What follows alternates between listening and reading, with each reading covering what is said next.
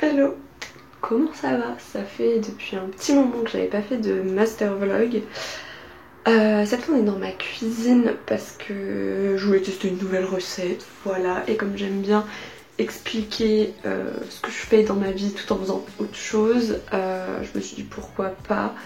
Parce que voilà, pourquoi pas. Et c'est aussi un petit peu le seul temps que j'ai trouvé pour te parler de ça.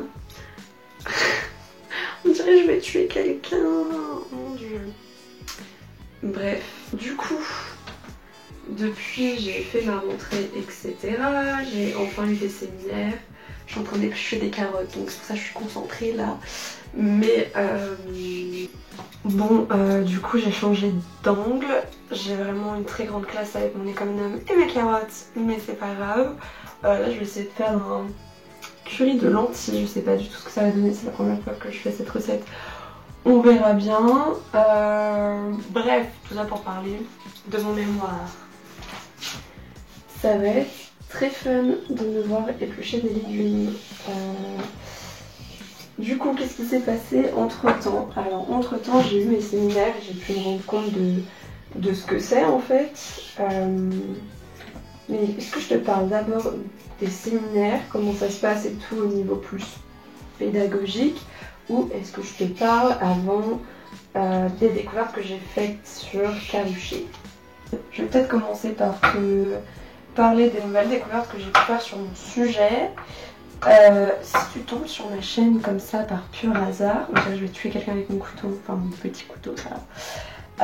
Je te conseille d'aller voir le premier et le deuxième master vlog. Parce que voilà, sinon tu vas rien comprendre à ce que je raconte. Mais du coup, si tu as suivi un petit peu mes péripéties, etc., donc tu sais normalement que je travaille sur Karruecher et notamment sur l'aspect japonisant de certaines des images qu'il a pu produire, ou voilà. Le truc, c'est que comme personne n'a encore étudié cet artiste, je suis obligée de passer par une phase où je fais juste des recherches simples biographiques avant de vraiment resserrer mon sujet sur tout ce qui va être japonisant, etc. Parce que sinon ça n'a pas de logique quoi. Et puis même moi dans ma réflexion ça va m'amener à rien quoi. Si j'ai pas d'éléments de base, ça va être compliqué de réfléchir sur ça. Du coup, j'avais fait quelques petites découvertes ce dernier mois, du coup en septembre, où en gros j'ai consulté notamment la base de données RetroNews, cité en histoire de l'art, en archéo, ou je ne sais quoi. Je te conseille, en histoire aussi, je pense que ça peut être pas mal. Je te conseille vraiment cette base de données. En fait, c'est la BNF qui a numérisé absolument tous ces papiers journaux depuis les premiers journaux qu'ils ont pu conserver. Et du coup, il y a des journaux du 19e et 20e siècle. Moi, c'est la période qui m'intéresse. Ce qui fait que, comme Karruecher, aujourd'hui, personne n'écrit sur lui, à part du coup moi, et j'ai un peu la pression. C'était à son époque où on parlait de lui. On aurait très bien pu aussi à son époque ne pas du tout parler de lui. Mais par chance, j'ai tapé son nom prénom dans la base de données et je suis tombée sur pas mal d'articles de journaux qui parlent de lui. Je sais pas vraiment si c'est intéressant que je te raconte sa vie, mais je vais quand même le faire parce que si t'es en histoire de l'art ou dans une filière un peu sciences sociales, peut-être que ça peut t'aider, si tu fais un mémoire en ce moment ou si tu te poses des questions sur comment ça se passe un mémoire. Du coup, via ces journaux, j'ai pu déjà découvrir un petit peu où il a pu être formé, qui était son maître de peinture. Déjà, il avait un maître de peinture, alors que moi, je l'étudie vraiment en tant qu'illustrateur. Donc, du coup, tu sais, je me pose un peu la question de est-ce qu'il a peint des choses. Donc, ça veut dire qu'il faut que je regarde faut que je trouve surtout si il a fait des peintures, si peut-être il les a présentées au salon, je ne sais pas ça. Enfin bon. Du coup, il y a plein de questions qui se posent. J'ai appris du coup qu'il a fait l'école des arts décoratifs, donc ça explique aussi Pourquoi? Bah du coup il a produit des éventails, il a aussi produit un paravent. Donc ça évidemment ça va être des aspects qui vont vraiment m'intéresser pour tout ce qui va être japonisant, parce que bon voilà. Les motifs qui représentent sur une des reproductions que j'ai eues d'un seul éventail, c'est très japonisant. Le fait de faire des éventails aussi, bah en fait l'éventail à l'origine a été créé en Chine, puis il est arrivé au Japon et ensuite il est arrivé en Occident.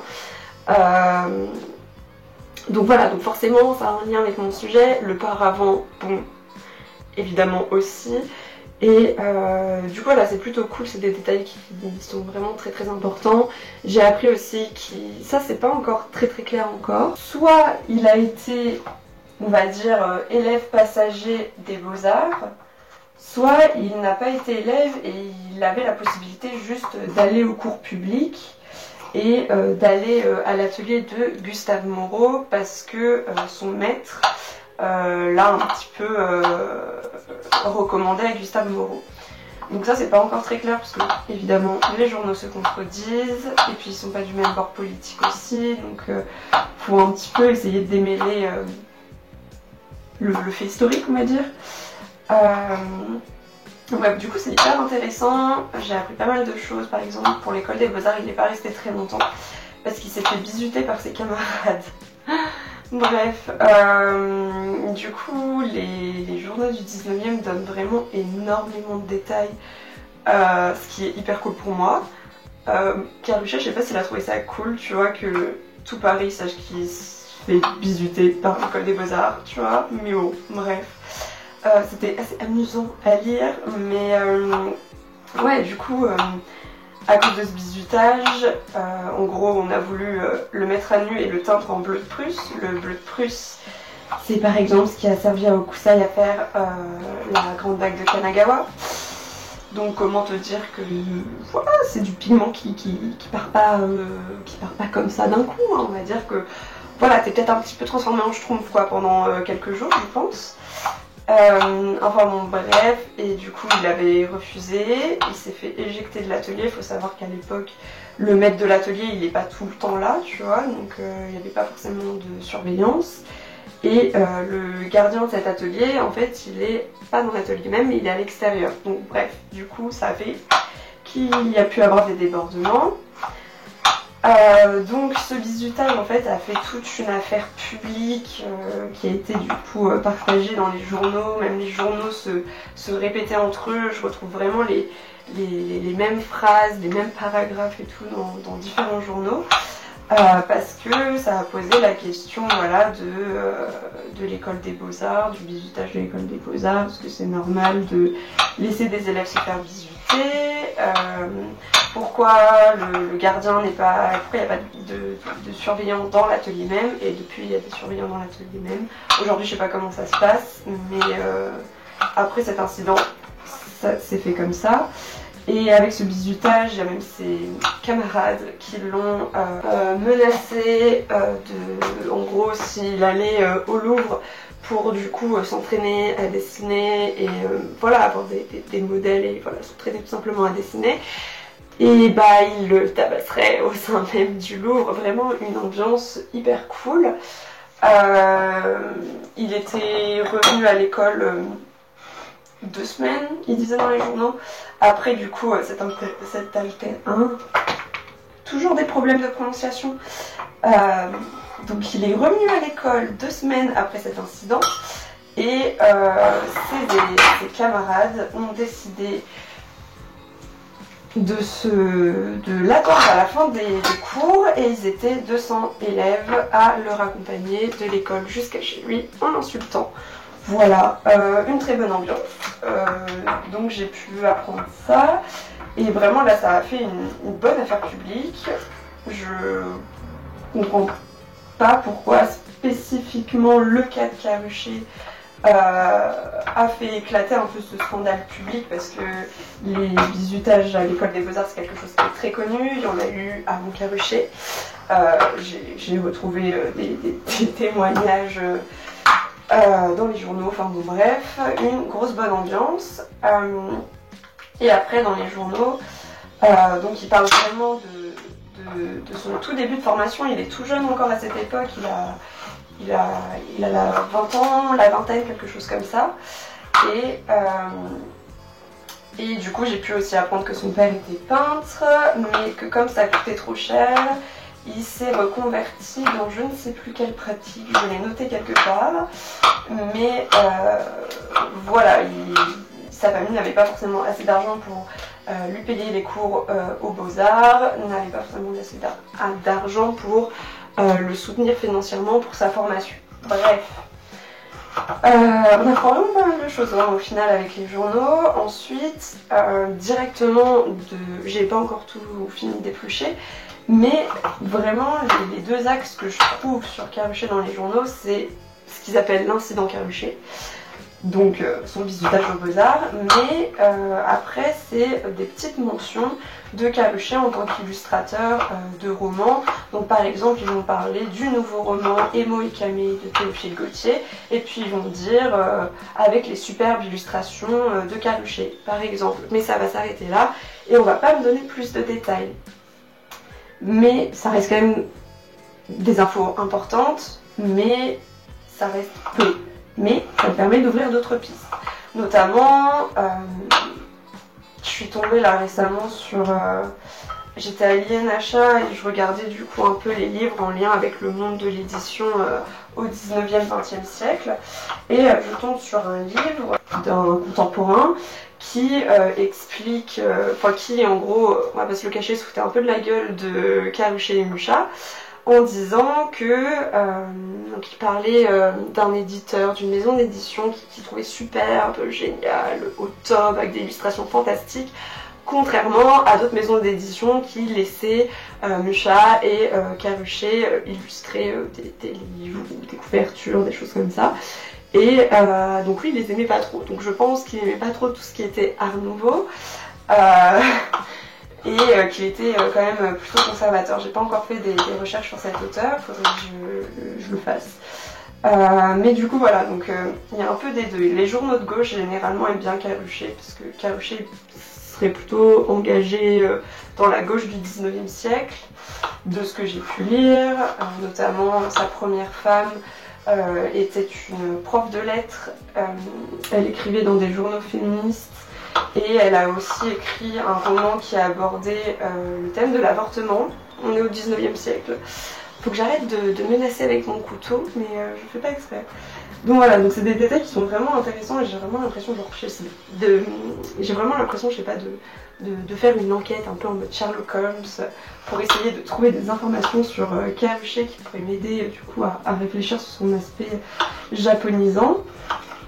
Mais oui, du coup, par la même occasion, en septembre, j'ai pris rendez-vous avec mon chargé de mémoire pour tout simplement discuter de mes découvertes, de mes nouvelles informations, etc. J'ai aussi découvert qu'elle avait fait des dessins pour des vases, mais qui sont conservés à la manufacture de Sèvres. Donc il faudra aussi que je passe là-bas pour voir un petit peu tout ça. Notamment pour voir si c'était des vases d'inspiration japonisant ou pas du tout. Mais dans tous les cas, il faudra quand même que je le mentionne, qu'il est assez pluridisciplinaire. Et du coup, en parlant avec mon chargé de mémoire, il m'a dit que de toute façon, comme j'étais la première à écrire sur ce sujet, il m'a pas du tout mis la pression, hein.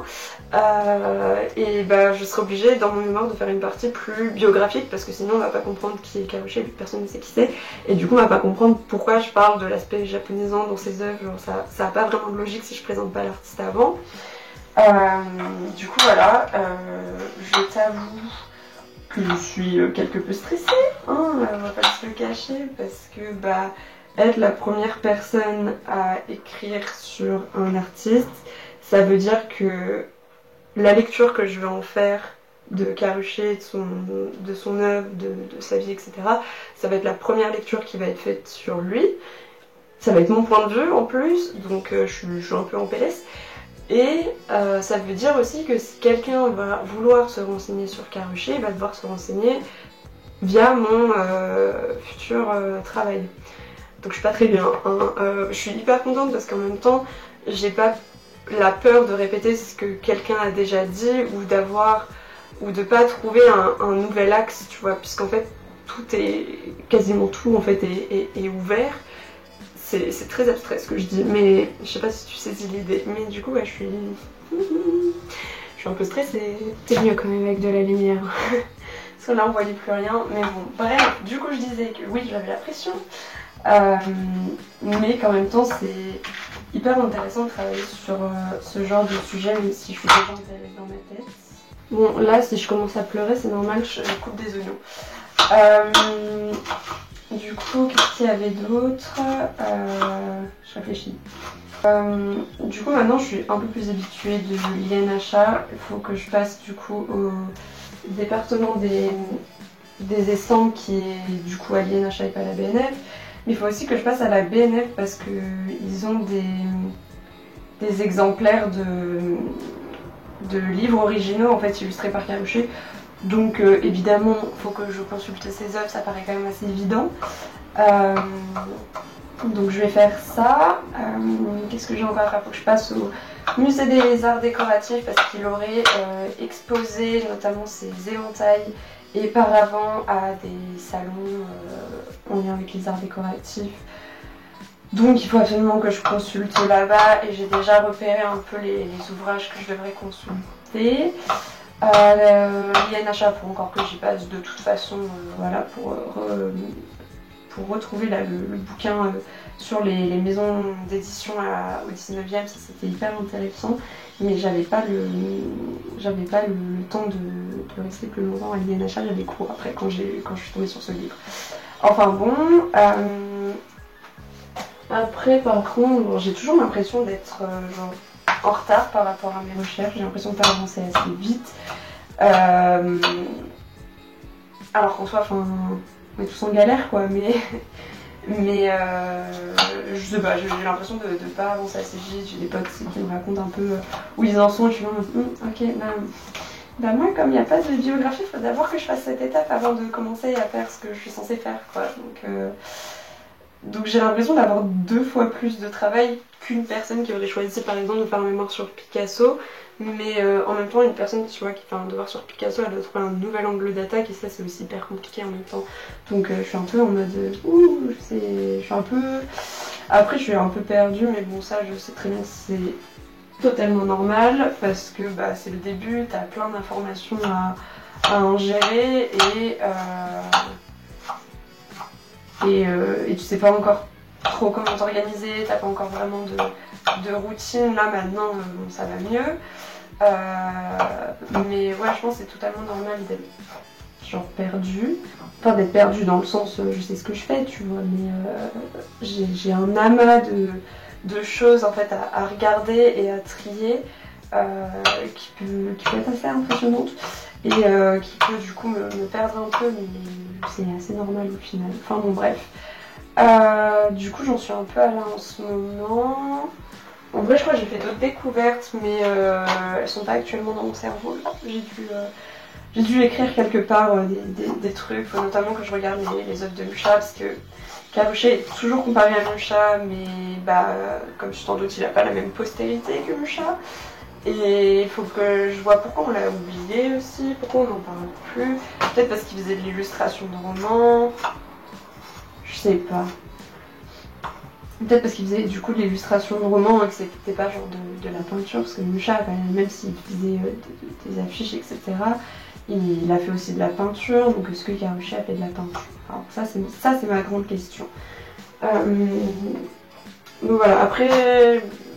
Enfin, j'en ai discuté avec mon chargé de mémoire et tout, il m'a dit que j'avançais bien, même si moi évidemment je trouve que je n'avance pas assez bien, mais moi j'ai un problème de dire quand je cherche quelque chose, je veux absolument trouver ce que je cherche, sauf que bah forcément parfois il y a des choses qui prennent plus de temps à chercher que d'autres, mais enfin je suis curieuse quoi tout simplement et je veux savoir quoi, tout simplement. Enfin bref.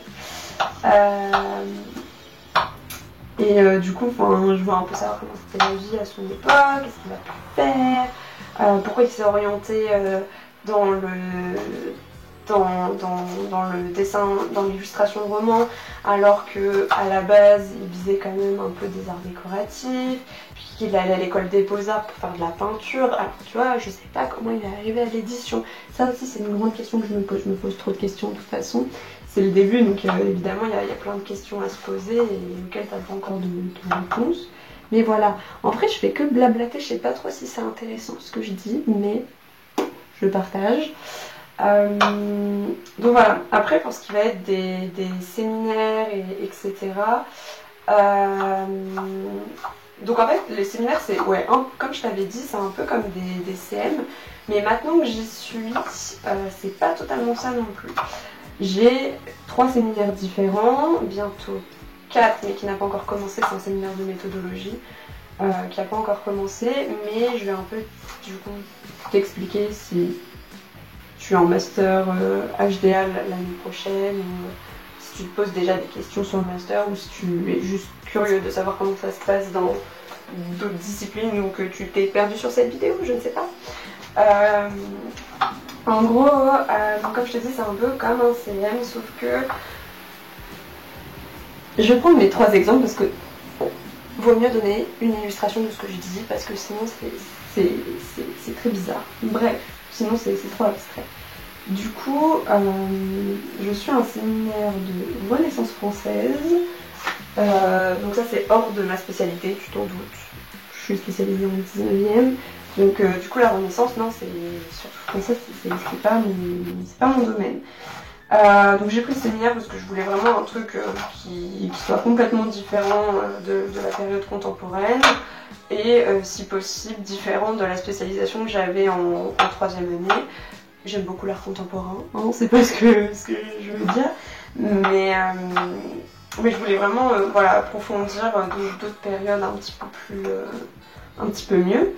Et du coup, c'est un séminaire qui se focalise sur Fontainebleau, le château de François Ier, enfin surtout sur la période où c'est François Ier qui habite là-bas. Et on se focalise surtout sur la galerie de François Ier, donc la grande galerie, et notamment tout ce qui va être l'iconographie, des peintures, des stucs, de ce qui décore du coup cette galerie. C'est hyper intéressant. La prof, je la connaissais déjà parce que c'est celle qui fait les cours d'iconographie religieuse, profane et renaissance italienne, et puis ensuite française en L2 et L3. Donc je la connais déjà, enfin, moi j'aime bien ses cours, et du coup on travaille sur Fontainebleau et c'est hyper intéressant. Donc en fait ça résulte de ses recherches à elle, et elle nous explique du coup aussi les différentes hypothèses qu'il y a pu avoir sur l'iconographie de certaines œuvres, on va dire, certaines œuvres et objets. C'est-à-dire qu'à chaque cours, on va étudier, par exemple, on a travaillé sur les amours de Jupiter ou de Zeus, notamment avec Sémélé et ses représentations dans la galerie de François Ier, d'où ça peut tirer ses origines, où est-ce que Primatis, il a pu voir des modèles qui l'ont inspiré pour faire cette composition. Primatis, c'est celui qui a peint beaucoup de choses dans la galerie de François Ier, et qui a fait aussi des stucs, il me semble, si j'ai bien appris mon cours, je crois. De toute façon, je suis en train de dire que des bêtises, mais ce sera corrigé si nécessaire, mais voilà. Du coup c'est hyper intéressant, et en même temps il y a... Oh là, je fais tout tomber. En même temps il y a plus de place au dialogue en fait dans les séminaires. On est une trentaine je dirais par séminaire, même parfois peut-être plus quand même, on est plus de 30 je dirais par séminaire, et du coup c'est vraiment intéressant parce qu'on peut discuter. Et du coup moi je suis pas spécialisée en Renaissance française, donc moi je vais pas forcément participer, et même dans les matières où je suis en spécialité, je participe pas forcément parce que j'aime pas forcément participer devant tout plein de gens, mais voilà. Et du coup c'est hyper intéressant, voilà, d'écouter ce qu'ont à dire les étudiants spécialisés là-dedans, et voilà, de débattre un peu sur certains trucs. Après, par exemple, je suis un séminaire qui est un peu plus méthodologique, c'est les problèmes de méthode en en histoire de l'art contemporain. Et c'est hyper intéressant parce que le prof est un très très bon orateur et en fait il nous donne plein de conseils sur notre mémoire, quelles questions se poser, des trucs aussi un petit peu plus bateau, genre la mise en page, des trucs comme ça. Mais il nous donne vraiment plein de conseils et là par contre donc, les 2 premières séances c'était un peu l'introduction pour nous aider un peu à comprendre ce qu'on devait faire cette année, c'était quoi la différence par exemple entre un sujet et entre son objet d'étude et son sujet d'étude, enfin bon bref voilà, c'est des trucs très théoriques donc je vais pas rentrer dedans.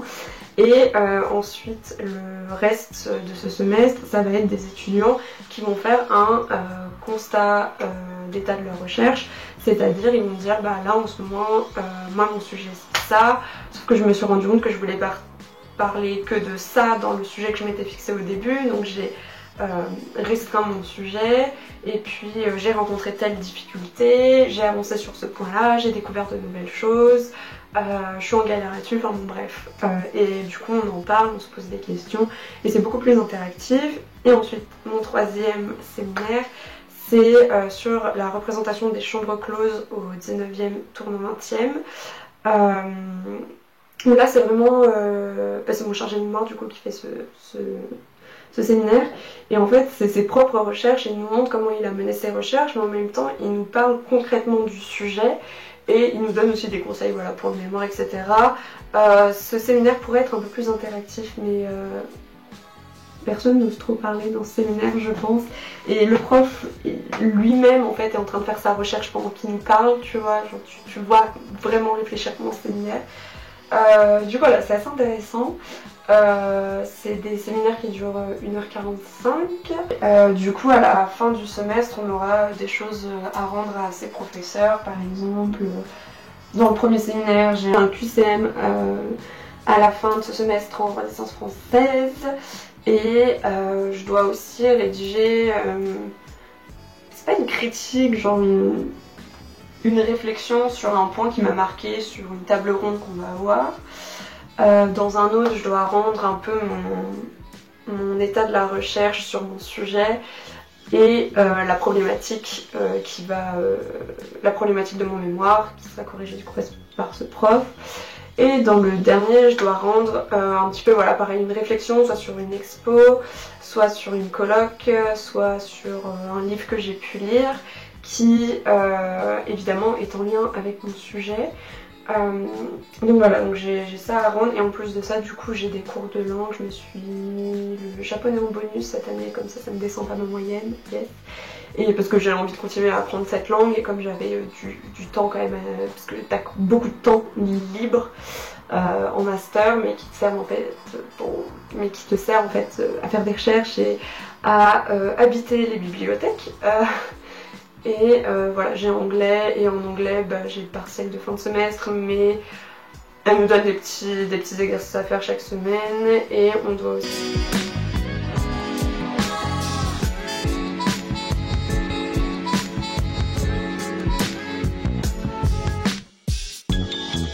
anglais sur le sujet de notre mémoire. Donc ça va être grave compliqué mais enfin... En vrai non, je peux le faire, mais c'est juste de parler. Déjà parler en français devant des gens, j'aime pas ça. Alors parler dans une langue étrangère devant des gens, non. Parce que mon problème en anglais, c'est pas que je sais pas parler anglais, c'est avoir une interaction avec quelqu'un qui pose problème. On dirait ça fait très asocial, hein. Mais non, mais c'est voilà, surtout quand c'est la prof qui te juge quoi, t'es pas bien, t'es stressé tu vois, enfin, c'est normal. Enfin bon, bref, du coup il va falloir qu'on fasse un peu un exposé sur notre sujet de mémoire et l'expliquer aux autres. Bon, après ce qui m'arrange c'est qu'en anglais il y a beaucoup de vocabulaire dans l'art qui utilise un vocabulaire français. Par exemple les chercheurs ils vont pas dire japonisme ou des trucs comme ça. Bon mon accent on ne fait pas attention hein, mais ils vont plutôt dire japonisme à la française donc ça m'arrange. Mais voilà ça va être un petit peu galère mais c'est pas grave. Bon, peut-être que je te retrouverai dans la suite de ma semaine parce que là du coup on est mercredi, je sais pas combien, j'aurais sûrement marqué la date quelque part par là je pense. Donc je pense peut-être que je te retrouverai dans la semaine parce que par exemple demain il faut que je téléphone au musée Cherniski. Là je le dis maintenant en vidéo pour que je le fasse vraiment, tu vois, et que je soigne ma maladie du téléphone. Mais bref, faut que j'aille du coup au musée des Arts Déco et je voulais aller au département de l'estampes de l'INHA. Ça je pense que ça va me prendre vraiment beaucoup de temps. Non, faudrait que je passe à la BNF parce que j'ai vu que la BNF a beaucoup plus d'exemplaires illustrés par Claruchet et le département de l'estampe. Faudrait que j'y aille en fait pour voir s'il a fait des estampes ou d'autres choses. Donc voilà, pour l'instant c'est tout cette semaine.